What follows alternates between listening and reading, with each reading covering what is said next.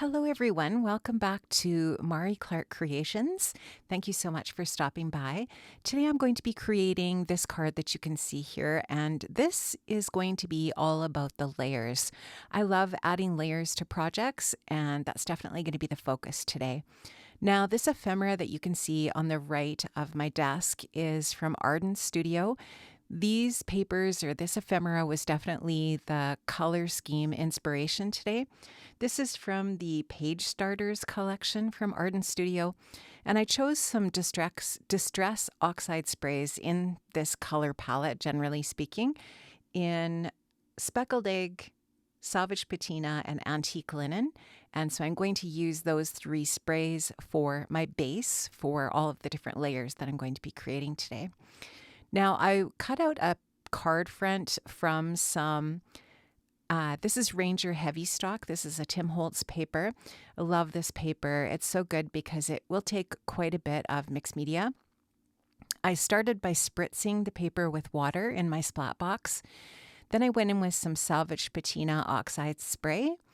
Then I'm going to spray with some Speckled Egg, and then lastly with some Antique Linen. And you can see how the oxide spray is reacting with the water, and it's just going to give us a really fun, cool background to work with here. And I love these colors. These three colors are gorgeous together. And now I've just taken the paper out of my splat box, and I'm going to use my Ranger heat tool here to dry the paper and the oxides. Now, you know, if you have the time, if you're not making a video, you can let these layers dry on their own, and your paper probably won't warp as much as my paper does warp slightly with the heating. This stamp set is beautiful. This is also from Arden Studio, and I will make sure to link up down below to all of the different stamp sets and ephemera and everything, the stencil that I'm using today. But again, this is from Arden Studio. It's called Botanical Clusters, and it's just such a beautiful stamp set. I love it. And so I put my panel, my card front panel, into my MISTI, and I'm going to stamp with all of the stamps in that set. There's 3 stamps in that set. And I'm going to use VersaFine Clair Nocturne ink. This is a slow drying pigment ink in black. It's just a really nice crisp ink. It has some really great open time, so it doesn't dry right away. And because of that, you can add some embossing powder to it, and you can use your heat gun to melt that embossing powder, and you're going to get just a really nice, crisp, glossy look. You could also use matte embossing powder if you don't like the shine. Totally up to you. You could add whatever color of embossing powder you like. And I'm going to go ahead and use the other 2 stamps from that stamp set as well and do the same thing. So you can just see that I'm going here with my clear embossing powder. And so when that melts, it's going to melt clear, and you'll just be able to see that black ink, and it's just going to be really nice and shiny. And I like that look. I don't always want it to be shiny, but in this particular case I did. So you can see that shine in the light here in my studio. I just really like that. This is actually it's kind of got a beachy look to it too. So you could kind of do a beach scene with this background as well. This is the Distressed Diamond stencil. This is also from Arden Studio. And I am going to use just some white opaque texture paste over that stencil, and that's just going to give us another nice little bit of texture and interest in our background. So again, layering it up. So we've got our Distress Oxide, we have our stamping, now we have some opaque paste, and it doesn't matter what paste you have in your stash, you wouldn't have to use white. I do really love the Ranger opaque white paste. I think it's really great. And that's what I'm using here today. Now I'm going to take my tonic decal edge trimmer, and I want to just add a little bit of distressing to the edges of my card panel here. And this is a really easy way to do that. You can get a really nice uniform pattern. So all of the different edges of this blade vary. So if you're going to be able to vary if you divided it into thirds, each third would be slightly different. You can cut on the same area of the blade every time if you want, or if you want to change it slightly, but it is just a really nice subtle finish, and that's going to give me a really nice white margin on my card front. This is another die from Arden Studio. This one is a film strip, creates a film strip element. I love that, and I have die cut that from Ranger Black Heavystock, which is just a really nice, deep, rich black. And that's going to be a really nice element for our card front. It's going to coordinate nicely with the black ink that we've used. And now we're going to start to layer up our ephemera. So adding another layer here again.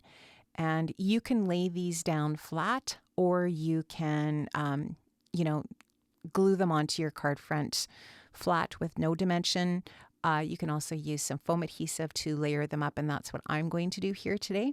So I've taken just some different elements from the Arden laser cuts, and I'm going to go ahead and layer those up. And again, these are all within that color palette that I've chosen from the beginning there. So you can just see here what I'm doing is I'm using the largest ephemera to the smallest. So this film strip is going to be the largest ephemera layer.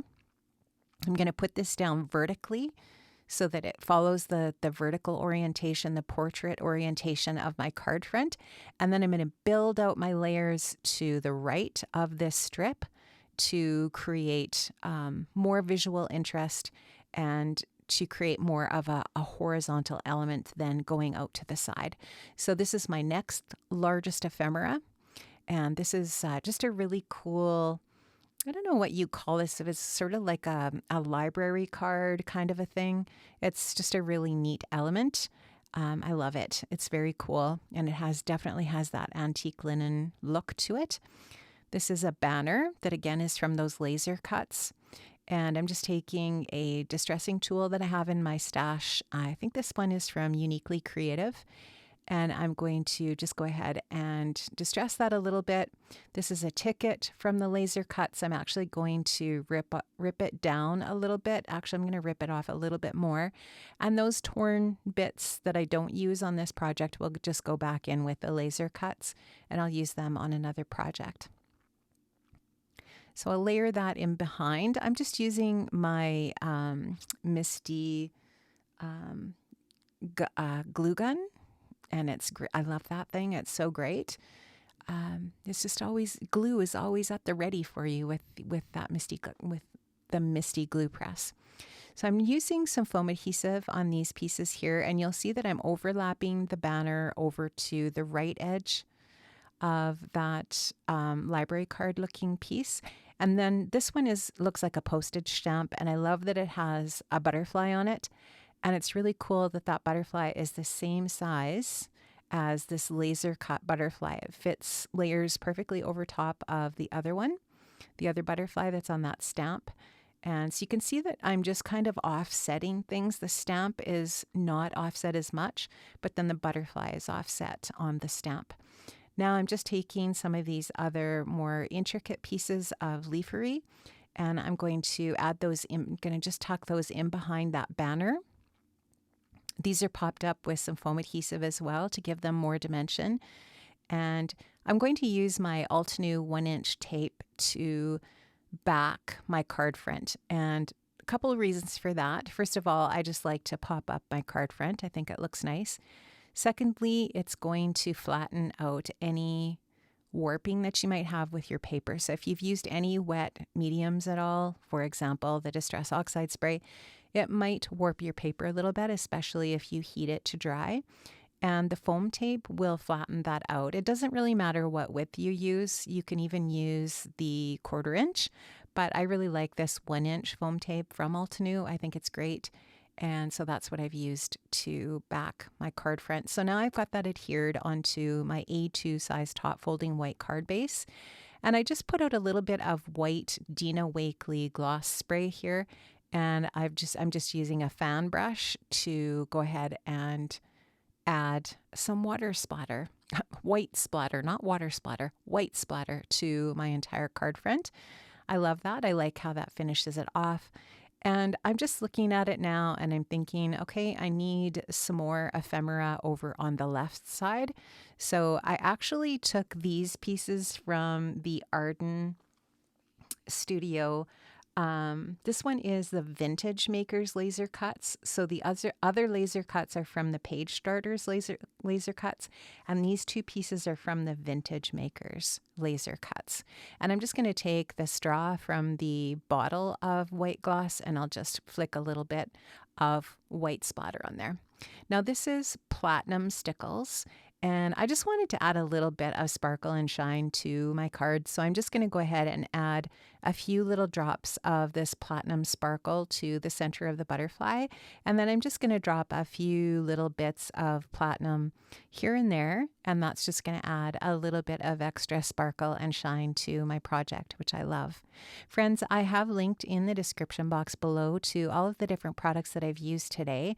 Those are affiliate links. So if you want to shop with any of those different links, that will give me a small commission at no cost to you. So I would appreciate that if you do that. And thank you so much just for watching. If you hit that thumbs up and you subscribe, that would be wonderful. Thank you so much for watching today. I really appreciate it. It's so great to be back in my craft room creating. You have no idea how wonderful it feels. Maybe you do know. Maybe you've had to take a break. And once you get back to it, it just feels so, so good. Have a great day, friends, and I'll see you again soon. Bye-bye.